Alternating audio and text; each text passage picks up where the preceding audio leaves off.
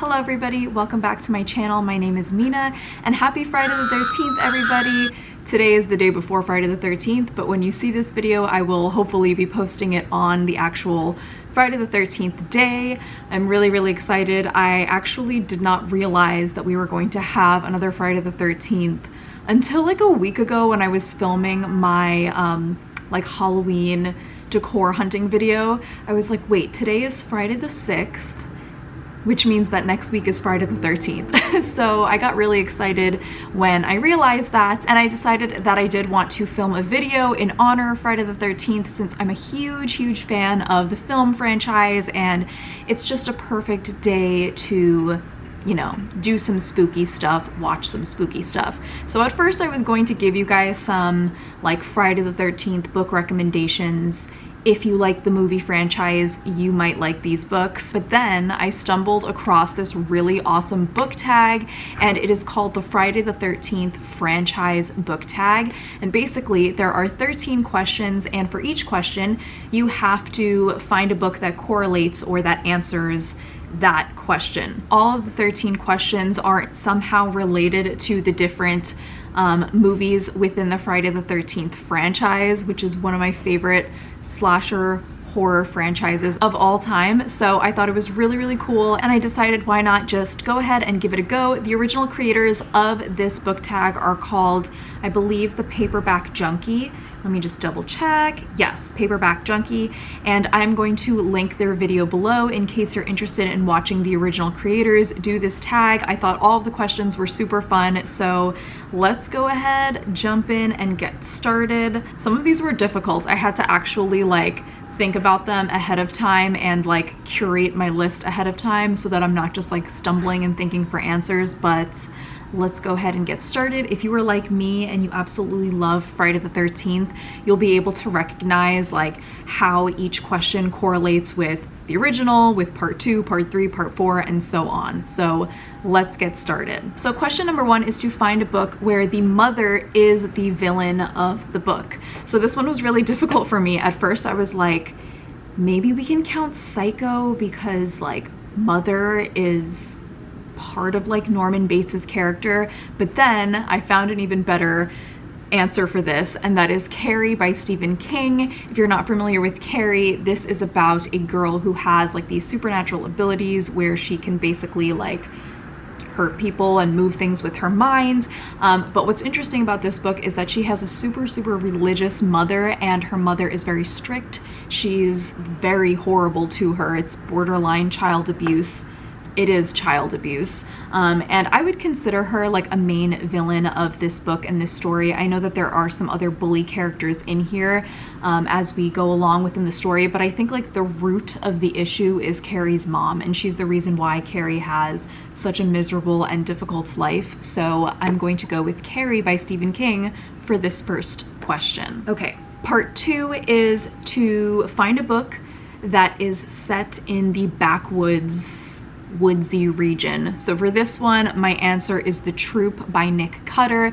This is a story about a group of like wilderness Boy Scouts who go to, I think it's like the Canadian wilderness for like a camping trip. And when they get there, there is this disease that begins to spread amongst the group of boys.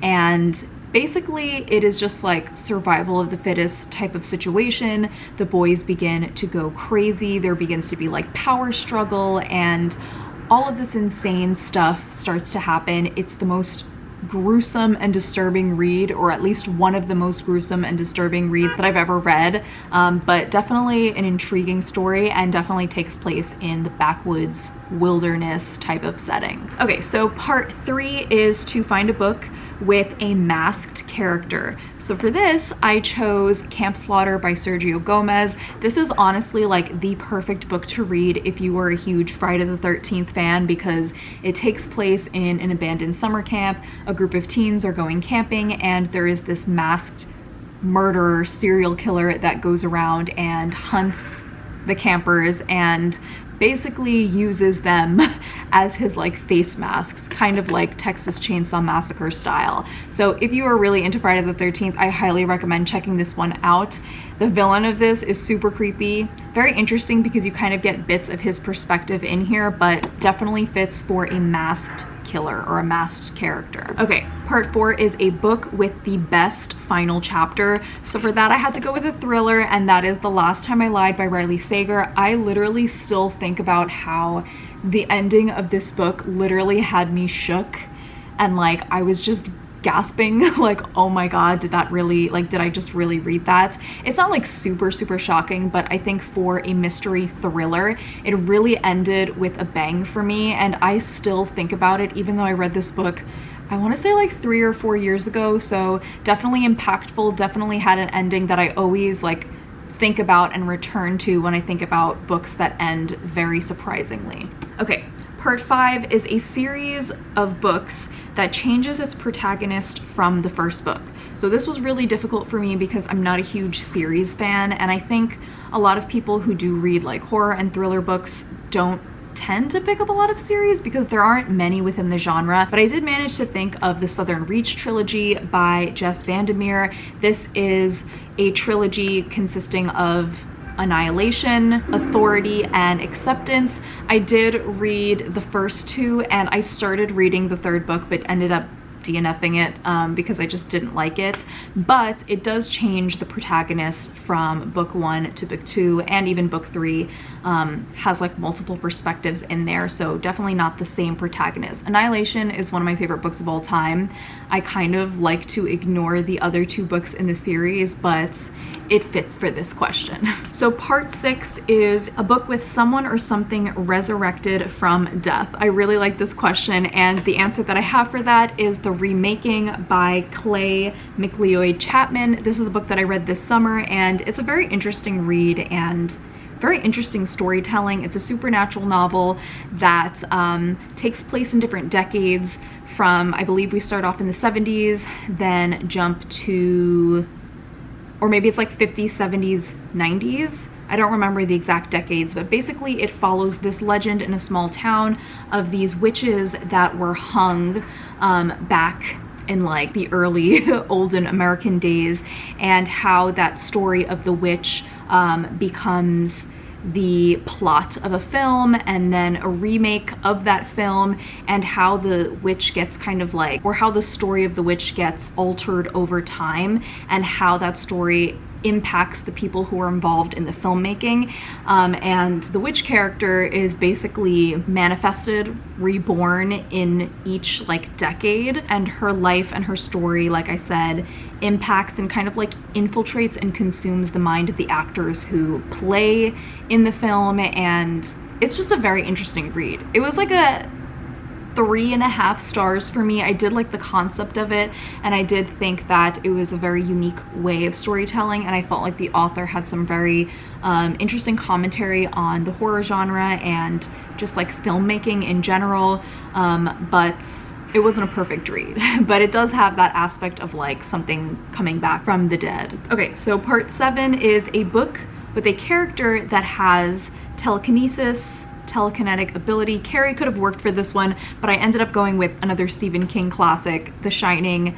Danny has The Shining, which is a kind of telekinetic ability. He basically can see and contact ghosts, but also we learn in Dr. Sleep, which is the sequel to this, that people with The Shining have like stronger abilities where they can like read into people's thoughts and communicate with their minds, and even like in some cases with, I think her name's like, what is the girl's name in Dr. Sleep? She's able to like move things, I believe, as well. I think that's considered telekinesis. Is telekinesis the mind thing, or is that telepathy? Now I feel unprepared because I thought telekinesis was like communicating with minds, but now I'm wondering if that's like moving objects. Well, either way, this and Carrie are my 2 picks for this. I'm sorry, you guys. Clearly I'm unprepared and I did not do my research before beginning this. Oh well. Okay, so part 8 is a book that takes place in New York because of Jason Takes Manhattan, that film. So I chose You by Caroline Kepnes. I feel like everybody knows the story of this because of the Netflix adaptation of this book, but it does take place in New York City, and it is about a stalker, a guy who is a stalker, and he falls in love with a girl that he meets at a bookstore, and he stalks her and convinces her or manipulates her into being in a relationship with him, and a lot of crazy and psychotic things happen, and it just goes wild from there. It does take place in a New York setting, which is awesome. The other two books do not. The second book takes place in Hollywood, like in LA, and the third book takes place in like a small town in the northwest, like, of the United States. Okay, so part 9 is a book that takes place in hell or has something to do with the occult. So I don't think I've read anything that takes place in hell, but occult, I'm just thinking like supernatural. So I did decide to go with Rosemary's Baby by Ira Levin. There were so many supernatural books that I could have chosen for this, but when I hear the word occult, like, this is the book that comes to mind for me. If you don't know what this is about, this is a woman who becomes pregnant, and her husband befriend this older couple in their new apartment, and they start to notice like some strange changes between their relationship with the old couple, and they start to suspect that the old couple like wants her baby. I'm trying to explain this as vaguely as I possibly can without giving spoilers, but I feel like this book is so old that everybody should know the story of this. It does have to do with like Satanism and like that kind of stuff, cult-esque stuff. So that's kind of why I think like when I hear the word occult, I see cult and I just immediately think of this, but it's both like supernatural and cult-esque, so definitely works for this, I think. Okay, so the next part is part 10, a book that takes place in space. I do have a lot of sci-fi books that take place in space. I wanted to choose something horror though, so I could have chosen The Martian, but I decided to go with the horror space pick, which is Alien by Alan Dean Foster. This is actually a novelization of the film, so it's not an original book. It was created after the movie was made, so it's just a novelization, pretty much like word for word exactly as the movie is. I didn't love this one because I felt like I was literally just reading the movie, but Alien takes place in space. Okay, so part 11 is a book that has characters from different franchises, or like a mashup book. This was so hard for me because I feel like a lot of books don't do that. That's more of like a television slash like film thing, and I believe this question is related to like Freddy versus Jason, but the only thing that I could think of was, again, another Stephen King, which is The Outsider. A lot of Stephen King's books overlap in some way. There are like characters that overlap, places that overlap. Pretty much every book that Stephen King writes takes place in Maine, so there's a lot of overlap within his universe of literature. However, specifically in The Outsider, there is a character in here who is in another one of his trilogies, the Bill Hodges trilogy, which I have not read. I think it's more of like a crime novel, but one of the female characters in here I've heard people say is a reference from his other trilogy of books. I forgot what her name is, but she is the one that they consult with for like the mythology that they're like researching in this book, but she is from that other series of his. So I guess that counts as a mashup. It's not from a different franchise. It's like from the same author, but it counts. I think it counts. Okay, question number 12 is a book that is a retelling. So I decided to go with The Turn of the Key by Ruth Ware. This is a retelling of the book The Turn of the Screw, I believe. And it's basically just that same story of like a nanny going to watch a bunch of kids who act out, and some mysterious and spooky, like supernatural, questionable things start to happen. Same thing with The Haunting of Bly Manor. It is also from the same source material. This was such a great book. I read this for Winterween back in January, and I absolutely, was it Winterween? No, it was Summerween last summer, and I absolutely loved it. It was so gripping and so creepy. Such a great read. If you were looking for something that's like questionably supernatural for like the autumn spooky season, I would definitely recommend this one. It's a thriller. And the last part is part 13. Unlucky number 13, a book that you found in a thrift or an antique shop. And the only book that I have here that I found in an antique shop is this copy. I believe it's a first edition book of Edgar Allan Poe poems. It says Poe's, I could barely read this because it's so faded, Poe's Masterpieces of Mystery. And it's like literally so worn out. I saw this in an antique shop in LA when I went with my family like 7-8 years ago, and I was like, ooh, I have to buy it. It was literally only $7. It's like almost breaking. It's so delicate, but it's so awesome. And it just has a bunch of his short stories. I don't think there's any of his poetry. I think it's mainly his spooky short stories in here. And it smells exactly like an old book should smell. It's so beautiful. So that is it. Those are all my answers to the Friday the 13th franchise book tag. I thought this tag was so fun and so creative. The questions really made me think, and some of them were a little bit questionable for me, but I think I managed to hit them all. I am planning to just spend all of my Friday the 13th marathoning Friday the 13th. It's been so long. I actually have not watched Friday the 13th at all this season, and it's a movie that I like to put on during the summer because summer camp vibes. So I'm really looking forward to be able to do that. Let me know down below what your plans for Friday the 13th are, or if you have any answers to any of these questions. If you want to do this tag, consider yourself tagged. I hope you guys have an awesome day today. I hope you do something spooky. I hope you watch some horror movies or read some horror books.